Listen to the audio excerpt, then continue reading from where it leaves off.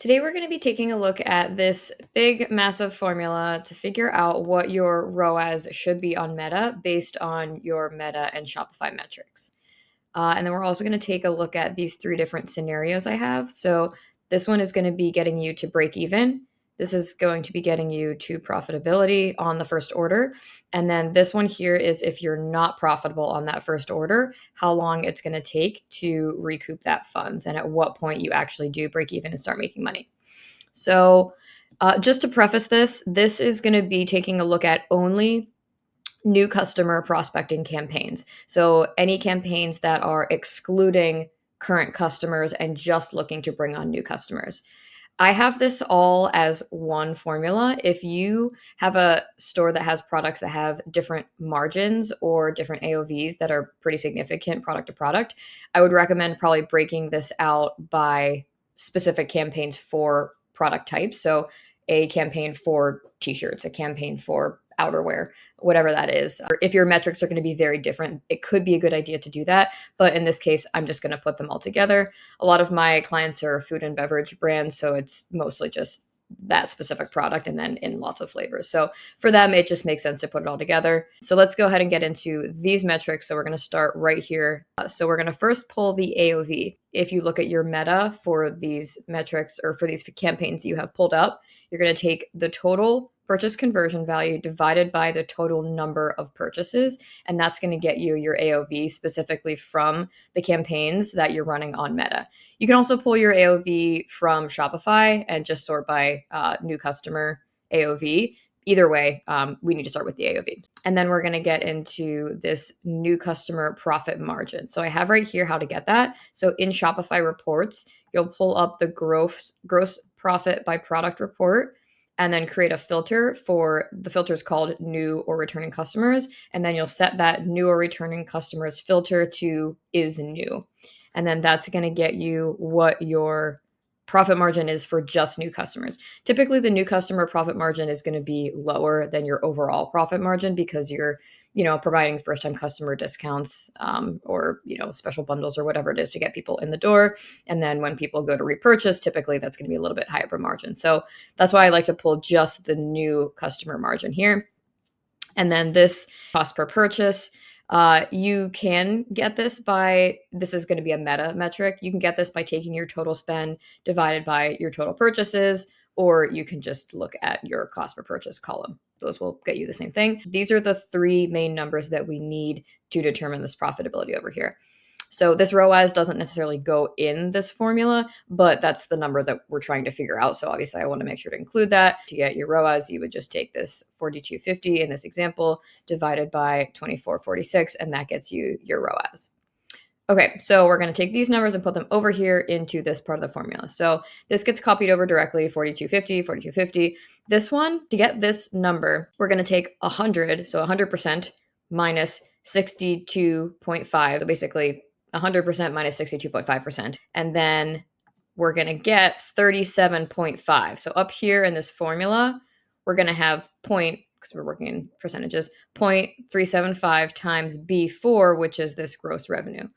So that's how we're going to get this COGS or cost of goods. And then this customer acquisition cost gets copied over directly here from this cost per purchase.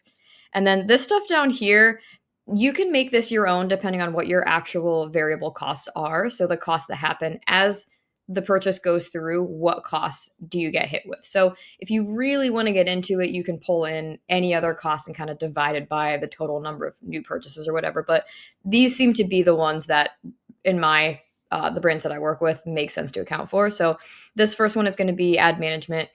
I have different structures with different clients, but my most common structure is just 10% of conversion value. So that gets pulled out here. So this is basically just whatever you're paying somebody to run your ad. So if you're running your own ads, this won't be a line item for you.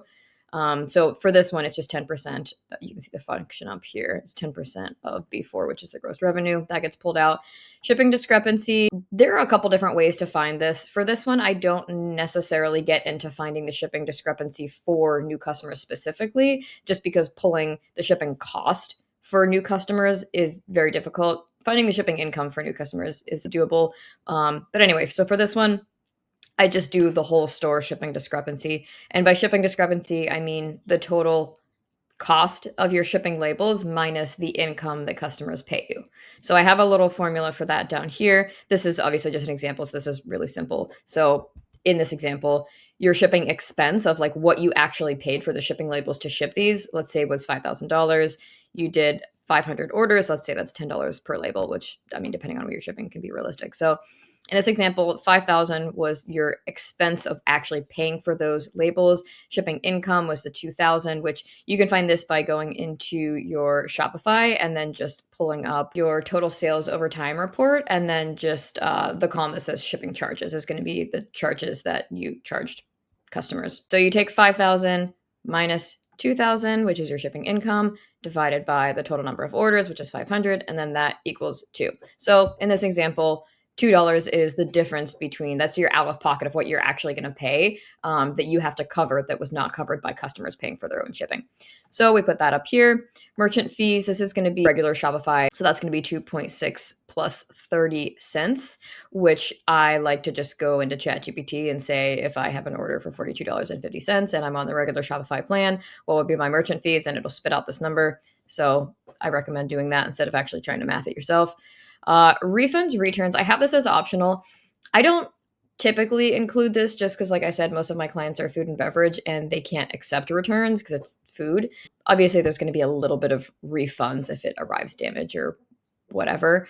But if you have a clothing brand or something that actually have a high refund or exchange rate, this would be something good to include. Basically for this, you can kind of estimate this a little bit. I would just take the total refunds for the month and then divide that by the total number of orders for the month. So you can add this one in or not, depending on if it makes sense for you. And then shipping materials, also optional. Sometimes I work with clients that include the shipping materials in the cost of goods. But if not, this would just be like the boxes and tape and labels or whatever that you need to literally ship this. So again, just any cost that makes sense for you. If you have additional costs that make sense, if you have fulfillment labor that isn't added in here, anything that is going to be an incremental cost that happens each time a purchase goes through. So we have our variable costs here all added up, and that equals this. You can see B5 to B11, that's going to be all these costs. So then you take your AOV, gross revenue for that order, minus the net costs. And then this gets you your net profit per order, which in this case is negative. So it's going to be your net investment per order. So in this scenario, we're going to figure out how long it's going to take to hit that profitability. So we'll copy all of this and then paste that exactly here, here, here. Just keep copying that into columns. And then that's going to set us up to figure out how much we recoup based on repurchases in 1 month, 3 months, 6 months, 9 months, and then a year if you need to get that far. Okay, so then we're going to start pulling numbers in from Shopify here. So get your repurchase AOV. You just pull up the report that gives you your average order value and then create a filter, kind of similar to the one that we did up here. Create a filter for returning customer this time. So that's going to give you, I just set the date range to 90 days as like an average, just in case, you know, the month that you're working with is like a November or a January or any month that's going to be disproportionately high. So giving me an average over 90 days just kind of gets a little bit more of like a solid baseline so we can start comparing apples to apples each month and not have to change that AOV every time. I'll typically change it every quarter. Just as a new quarter comes, I'll take a new average just to see if anything has changed.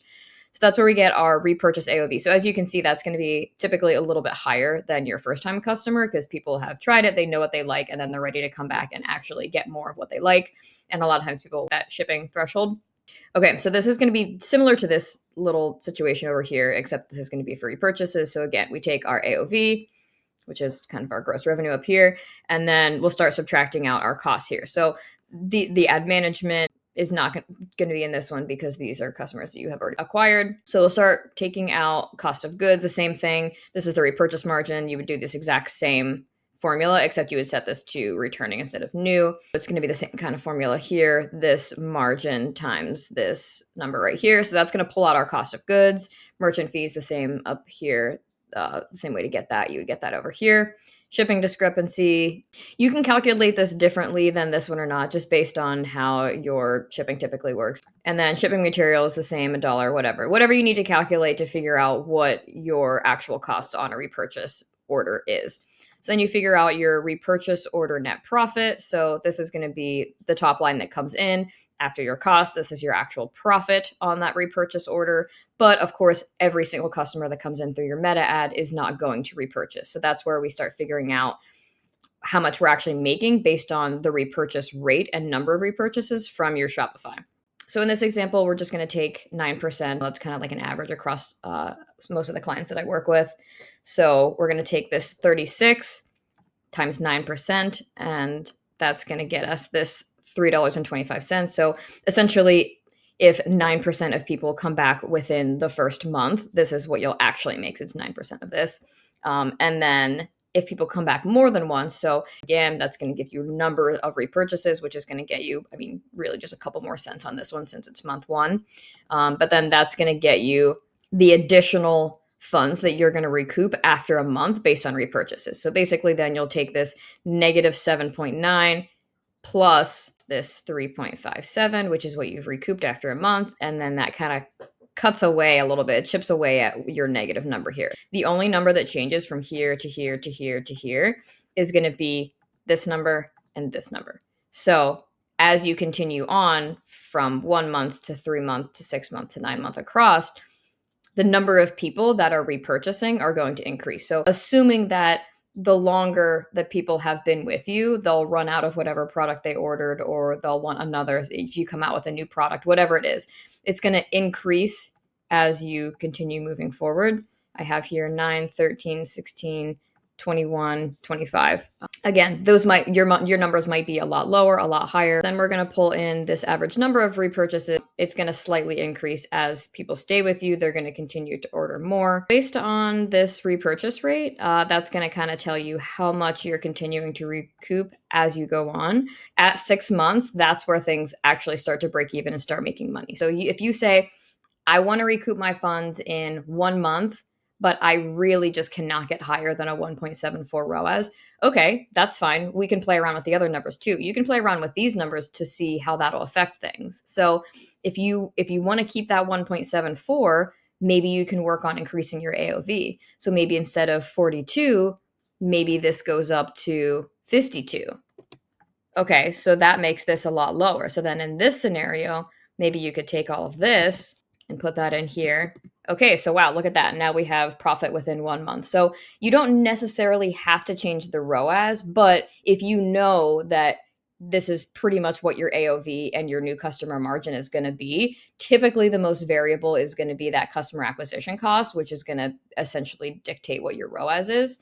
So that's kind of how it's going to help you figure out what your ROAS is if your Shopify metrics are remaining consistent, or you can have your ROAS remain consistent and play around with your Shopify metrics. So that pretty much shows you how to find the profitability if you're not profitable. And then I just have these other examples here to show you, okay, so in this scenario, the same AOV and new customer margin, if those remain consistent, but the only thing that goes down is instead of 24.46 in this scenario, you're only paying 15.79 to acquire that new customer. That's going to give you a profitable number here. So in this scenario, you don't even really need all of this. I mean, you can look at it to see, I guess, how much profit you'll end up with per order after a year, however long. But really, in this scenario, you're pretty much going to want to just keep doing this, like just keep putting more money into this, because you're literally just printing money every time someone makes a purchase. So in that scenario, make sure that you're maintaining your AOV, you're maintaining your new customer margin. And as long as you can keep hitting that ROAS, just keep doing this as much as possible. And then the other example I have here is the break even. So it's good to know where that break even point is. If you are able to maintain your AOV and your new customer margin, basically this would tell you in this example, okay, I need a 2.57 to break even. So anything higher than a 2.57, I should be scaling up and putting way more spend in. If it's going to be lower than a 2.57, maybe I need to take a second, either talk to the owner. If I am the owner, I would take a look at my cash flow and my finances, and then I would start running through this scenario of, okay, so maybe I'm not at a 2.57, but maybe I'm at a 2.5. That's basically going to get me a couple cents negative. You know, if I'm working in a cash flow situation where I can afford to invest a little bit up front and then recoup it within a month, 3 months, 6 months, that's fine. So Basically, this formula just helps you kind of play around with these numbers. Again, you can play around with these numbers, shipping discrepancies. So maybe you want to get rid of your free shipping over whatever that amount is, and you're only charging customers exactly what you're actually going to pay for those labels. You can get rid of that number, and then you're profitable by it. So you can just kind of play around with any of these numbers that impact this and figure out how it impacts your net profit or net investment and go from there. So hopefully this can help you get a little bit more clarity into what's actually happening, because a lot of times, people just look at their ROAS and be like, oh, it's a little under a 1, but that's okay because, we're going to recoup it. But if you don't account for these costs, you could end up in a scenario where, I've started working with clients and I'll plug in all their numbers to start out with, and then we'll end up at this net profit after 12 months and they're like a negative 50. And it's like, okay, at this point, you should probably either have more efficient ads or literally just stop spending money on ads. Like, you will not see that recouped in a year. And most companies don't have the cash flow to wait longer than a year to start recouping those funds. So it's good to know when it's working, it's almost working, or it's just literally not working at all. So hopefully that can help you guys optimize your ads and figure out what your ROAS should be.